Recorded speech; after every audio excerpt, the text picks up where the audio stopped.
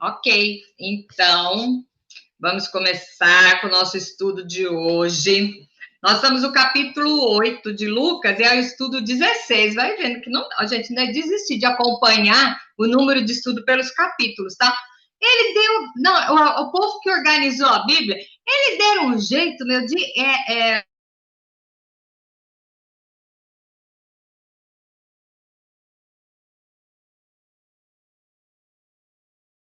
O que eu vou fazer?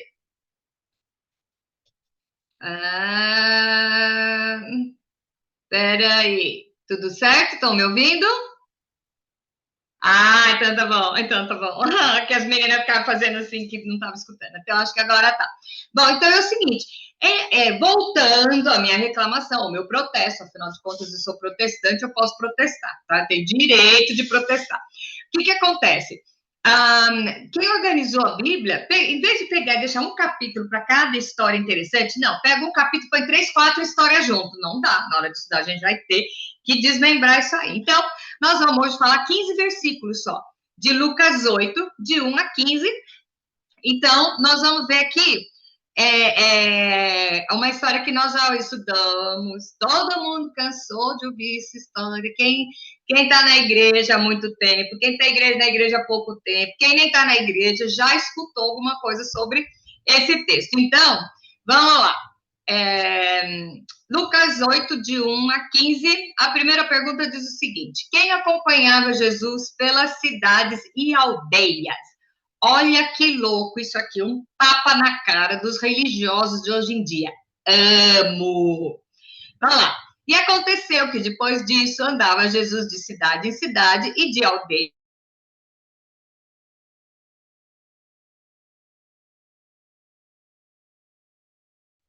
Também algumas mulheres que haviam sido curadas de espíritos malignos e de enfermidades.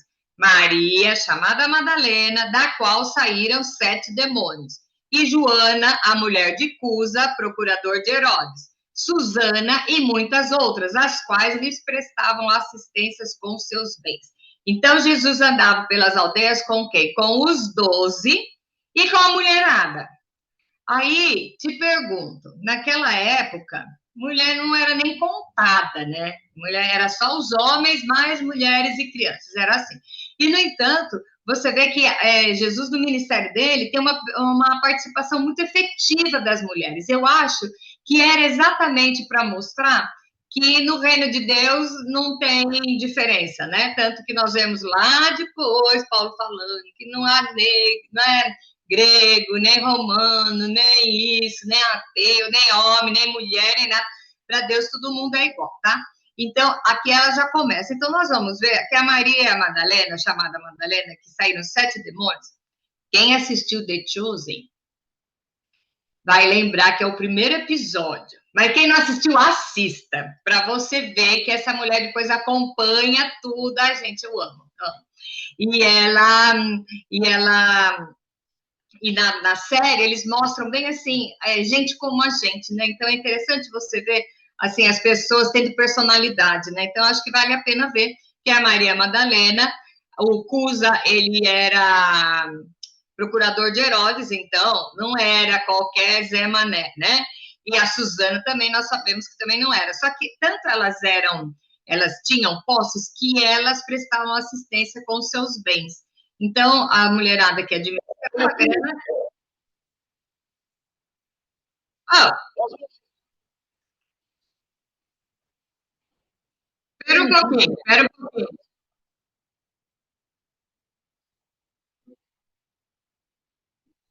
O que é isso? Peraí. Voltou. Bom, entrou um cara falando aí que eu não sei o que é. Então, o que acontece? E aí as mulheres ajudavam, auxiliavam com bens materiais, né? Então, nós não vamos nos esquecer que haviam, no mínimo 12 famílias que viviam às custas do ministério de Jesus, certo? Porque eram os 12 caras lá. Então, tinha uma família atrás. Então, a mulherada patrocinava. Desde sempre, mulher é o sexo frágil, né? É mulher que carrega uma igreja nas costas. Vocês não imaginam o poder que nós temos, tá? A mulherada, pode ver, quando uma família de todo mundo que não é cristão, uma mulher se converte, ela acaba levando a família inteira. Por quê? Mulher é coluna. Chega na igreja e fala assim: vamos fazer uma reunião de oração amanhã, ver quem é que aparece. É a mulherada. Vamos fazer um trabalho de evangelização. É a mulherada, tá? Sexo frágil, né? Nem sei quem que inventou essa história. Mas e se você olhar na Bíblia, as mulheres são assim, amo. E Jesus levanta a bola delas, tá? Então, aí o que acontece? A pergunta 2 é qual o papel das mulheres? Elas patrocinavam, tá? Elas tinham bens e elas patrocinavam as viagens, tá bom? E aí a pergunta 3 vem dizendo o quê? Para quem Jesus contou a parábola do semeador? E afluindo uma grande multidão e vindo ter com ele gente de todas as cidades, disse Jesus por uma parábola. Então, para quem Jesus contou, era muita gente. Multidão, tá? Era a multidão que andava atrás dele e ele contava por uma parábola. E aí, eu pergunto, até acho que eu tenho essa pergunta no outro estudo sobre as parábolas. Por que Jesus explicava por parábolas? É só para alguns entenderem. Claro que quando você vai contar uma história, você dar um exemplo, o aprendizado é mais firme do que só teoria, certo? Então, o que acontece? Ele sempre usava uma parábola que era uma história de acordo com o cotidiano daquelas pessoas, para as pessoas realmente entenderem o que ele estava falando. Então, nós vamos ver isso agora mais para frente, tá? Então, a pergunta 4 diz: a primeira circunstância em que a semente foi jogada. Vocês vão ver esse estudo, nós temos esse estudo no livro de Mateus, nós temos esse estudo no livro de Marcos, tá? Nos estudos lá, se você quiser comparar para ver se eu falo alguma coisa contraditória, pode pegar lá e pode falar para mim se tiver alguma coisa. E aí, o que acontece? Ele começa a contar a parábola do semeador. Então, ele diz o seguinte: eis que o semeador saiu ao semear. E ao semear, uma parte caiu à beira do caminho, foi pisada e as aves do céu a comeram, tá? Então, a parte do terreno primeiro, né, caiu na beirada do caminho. Vamos guardar isso, saber, porque aí depois nós vamos ver a explicação de cada item. Então, a primeira circunstância é o quê? A beira do caminho. Qual a segunda? A outra caiu sobre a pedra, tendo crescido, secou por falta de umidade. A terceira, a outra caiu entre os espinhos, que cresceram e sufocaram. E a quarta, outra final caiu em boa terra, cresceu, produziu a 100 por 1.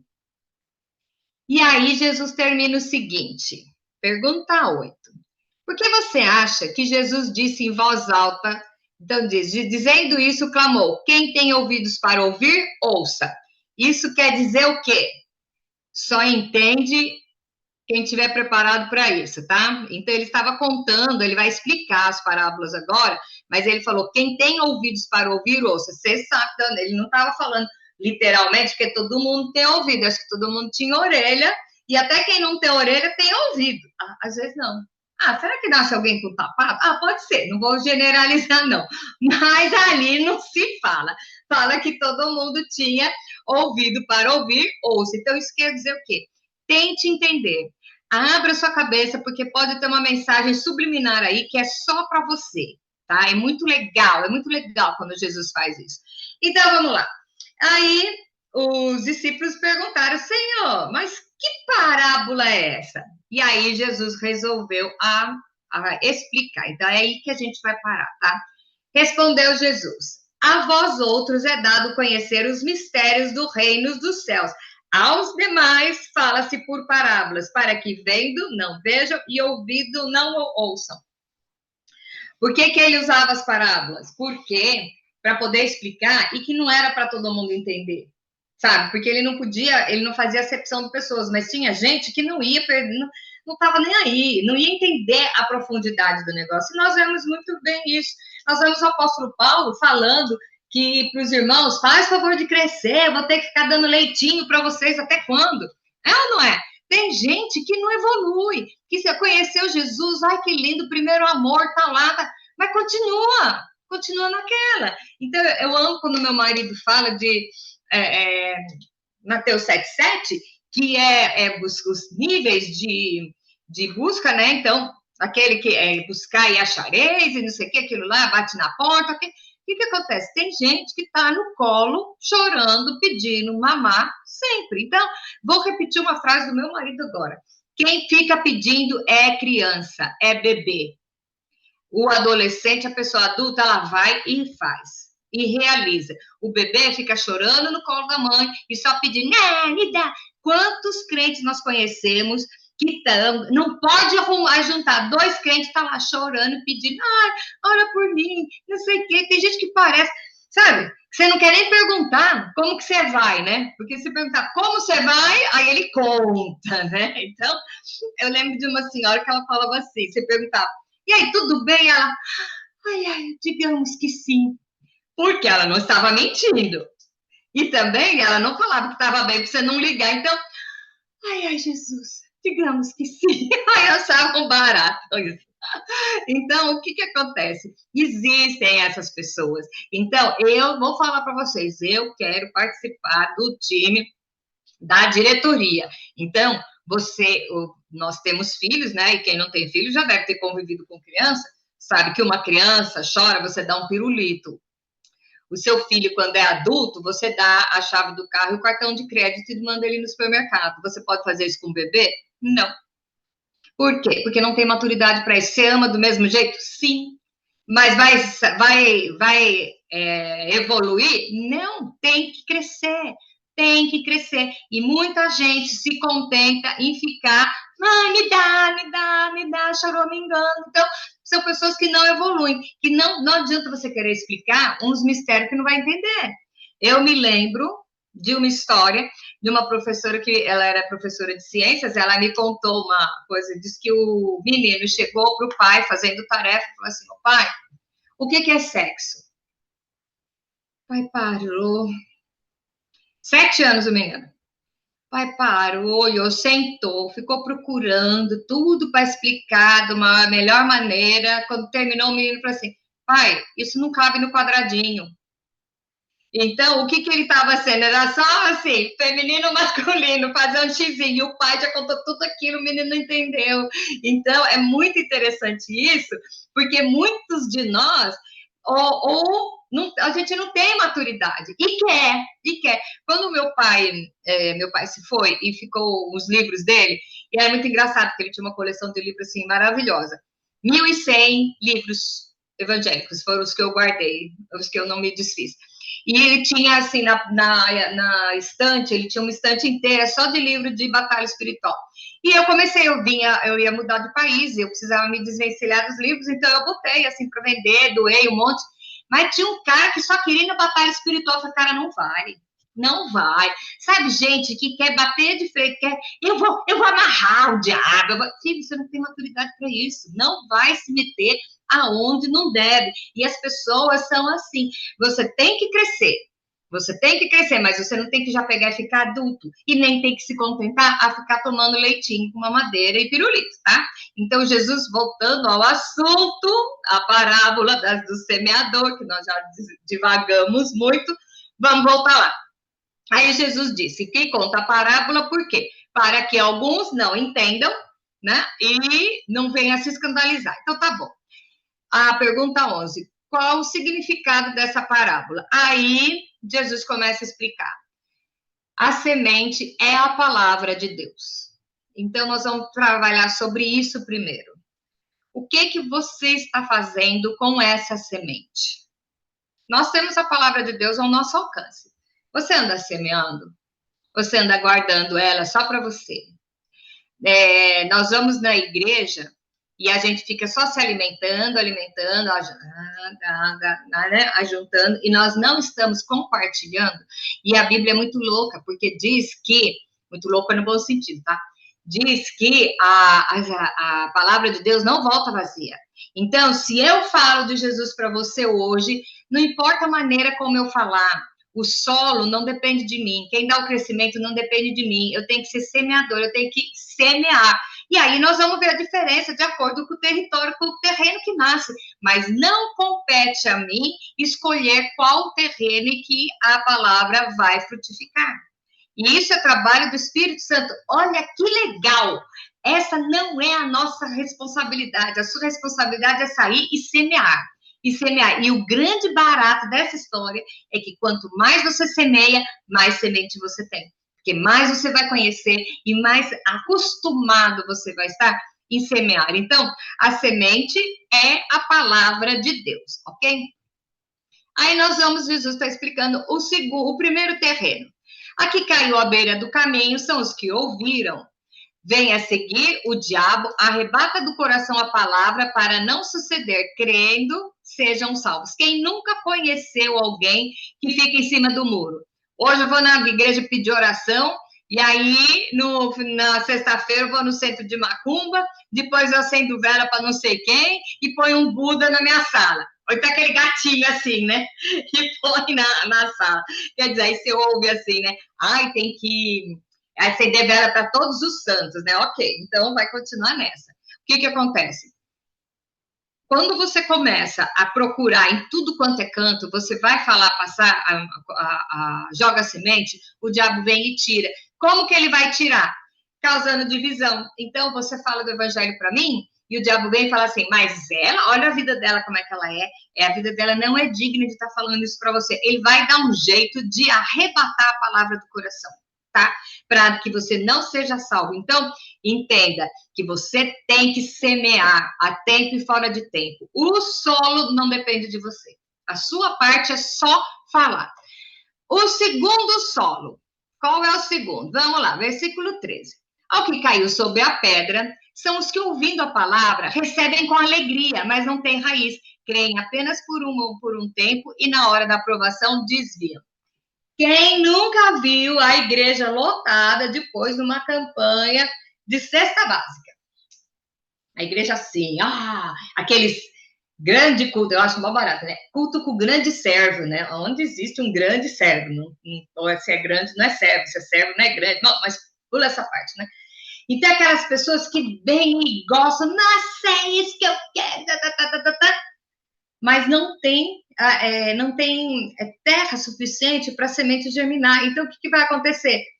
Qualquer vento que passar, o cara vai embora. Nós vemos muito isso em questão dessas igrejas que se detêm apenas a milagres, porque um milagre não muda a vida de ninguém. Não muda. Tem pessoas que são acostumadas com o milagre. Vai porque está no desespero, recebe a bênção, agora tá bom, agora eu vou embora, quando eu ficar ruim de novo eu volto. Eu posso relacionar um monte de casos, eu creio que cada um de vocês conhece pessoas assim, que quando tá precisando, vai, depois, não é bem assim, eu não posso ser tão fanático, a Bíblia não é bem assim. Então, o que é que a gente tem que fazer? Porque existem pessoas assim, eu não vou semear? Não, eu vou. Então, semeia, por quê? Vai que, né? O solo não é responsabilidade sua. Vamos lá. O terceiro. E a que caiu nos espinhos são os que ouviram e no decorrer dos dias foram sufocados com cuidados, riquezas e deleites da vida. Os seus frutos não chegam a amadurecer. Por que Jesus diz que é difícil, não é impossível, que é difícil um rico entrar no céu? Sabe por quê? Ele não tem necessidades visíveis. Então, veja bem, o cara, ele tem saúde, ele tem dinheiro, ele tem família, ele tem emprego. Para que ele vai procurar salvação de quê? Tá tudo bem? Então, infelizmente, isso é uma realidade. Isso é uma realidade. As pessoas vão na hora que... Como é que é? Não vai no amor, vai na dor, né? Que a gente escuta, porque infelizmente é isso. Só que aí é o seguinte, você vai precisando de um milagre, aí você vai, mas aí depois, o cotidiano da vida acaba desviando o alvo. Uma vez, eu lembro que eu dirigia uma escola dominical, e eu falando de fé, de pedir coisa, e eu falei uma coisa lá que foi muito engraçado, porque é a reação das pessoas, né? Eu disse que Deus jamais ia me dar um barco, tá? Primeiro que eu nem sei nadar, né, gente? Nem sei o que eu ia fazer dentro de um barco, mas tudo bem. Deus nunca vai me dar uma lancha, um jet ski, uma coisa assim. Sabe por quê? Eu sou cabeleireira, vocês sabem, eu sou cabeleireira, então eu trabalho sábado. Que é o dia que todo mundo tá folgando, eu estou trabalhando. A minha folga é no domingo. Se eu tiver um barco ou um jet ski, o que eu vou fazer no domingo? Eu vou sair no meu barco. Aí eu não vou na igreja. Entenderam por quê? Nós conhecemos essa mesma igreja, conhecemos uma menina que ela queria demais arrumar um emprego, porque a filhinha dela já estava grandinha e com necessidades, precisava de um emprego, e ela arrumou um emprego numa faculdade evangélica, inclusive. E ela agradecia a Deus, ok. Desde que ela arrumou esse emprego, ela não foi mais na igreja, porque ela trabalhava a semana inteira. No domingo é quando ela tinha para lavar. No Brasil a gente passa roupa, tá? Lavar, passar, limpar a casa dela, tá? Então, isso é bênção ou é maldição? Aqui, nos Estados Unidos, muitas meninas trabalham de limpar a casa. E assim, as do Brasil vão estranhar, mas assim, dá para você limpar até 5 casas num dia, tá? Eu acho barato. E eu acho barato, falar, Deus me abençoou. Essa semana eu tenho casa todos os dias, 5 casas por dia. Você acha que foi Deus que fez isso? Veja bem, foi o capeta. Se você limpar 5 casas por dia numa semana inteira, que hora que você vai orar? Que hora que você vai meditar? E que hora que você vai na igreja? Não vai. Ei, você acha que foi Deus que deu? Pensa. Então, a gente precisa ficar de olho que, às vezes, os cuidados desse mundo, as riquezas acabam desviando e sufocando a semente que foi plantada, tá? Que é os espinhos. Os espinhos é o quê? São as riquezas, os deleites da vida que não permite que a semente frutifique, tá bom? E o quarto? O quarto é legal. Esse é o que todo mundo quer, né? Aqui caiu em boa terra. São os que, tendo ouvido e de bom coração e reto, retém a palavra. Esses frutificam com perseverança. Olha que legal aqui o que Lucas fala. Não frutifica, não. É com perseverança. Isso quer dizer o quê? Não é do nada. Não é do nada. É aquilo que Paulo fala. Desenvolvei a vossa salvação. Eu aceitei Jesus hoje. Ok. Entreguei minha vida para Cristo. Morri amanhã. Fui para o céu. Foi. Ok. Tudo bem. Mas nós que estamos aqui, você tem a obrigação de ir desenvolvendo a sua salvação e se aprofundando cada vez mais e dando frutos cada vez mais para a sua vida ter um propósito. Então, você pensa que você veio aqui no mundo só para ser linda, maravilhosa, ficar andando de carrão. Não foi, não.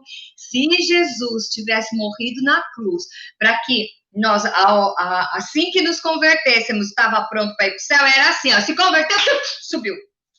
O outro só subiu porque aceitou Jesus, ela foi na campanha, aí você vê, uma campanha evangelista, só vê o povo subindo assim, né? Já pensou que louco? Por que não acontece isso?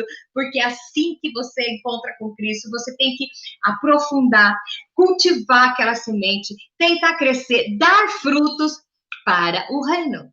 Então, triste notícia para alguns.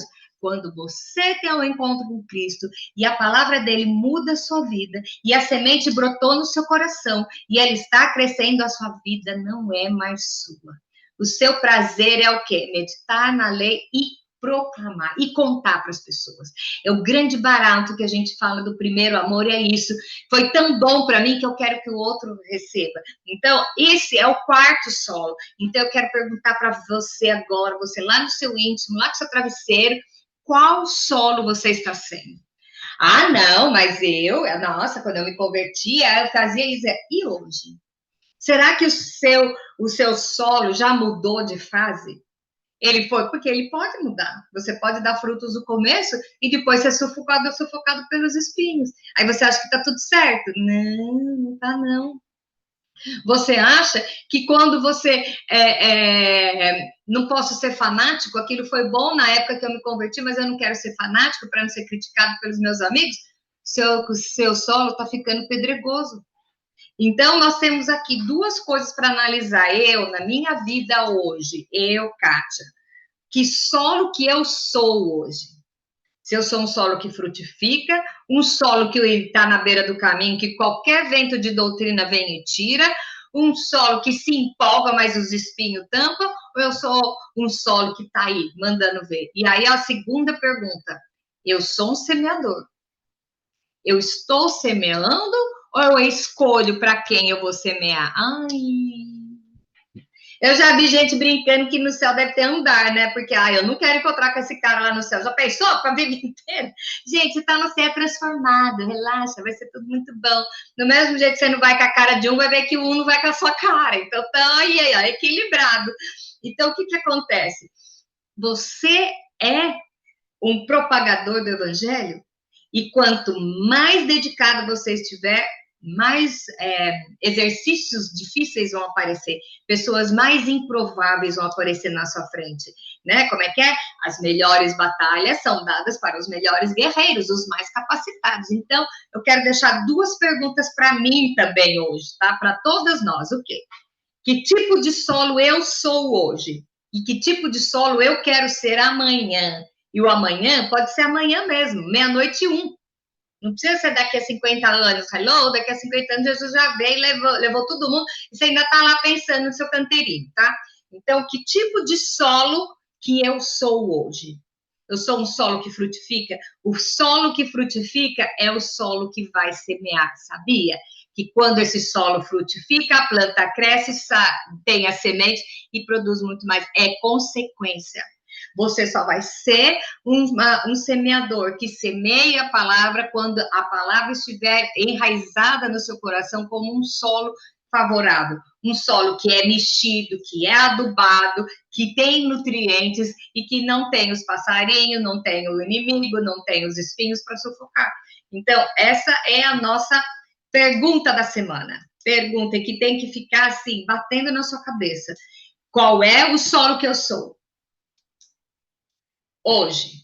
E o que eu faço com isso? Você já sabe qual é o ideal. Qual é o ideal? Eu ser um semeador da palavra. Tem gente que vem só regar. Paulo lá fala. Um fala a palavra, joga semente, outro rega e o outro que colhe. Não importa. Eu quero estar participando da colheita. Eu quero estar participando desse jardim, entendeu? E eu quero ver todas vocês lá comigo, tá bom? Eu acho que já deu duas perguntinhas para ficar martelando na cabeça a semana inteira e até a semana que vem a gente vê o próximo estudo, tá bom? Beijo para vocês!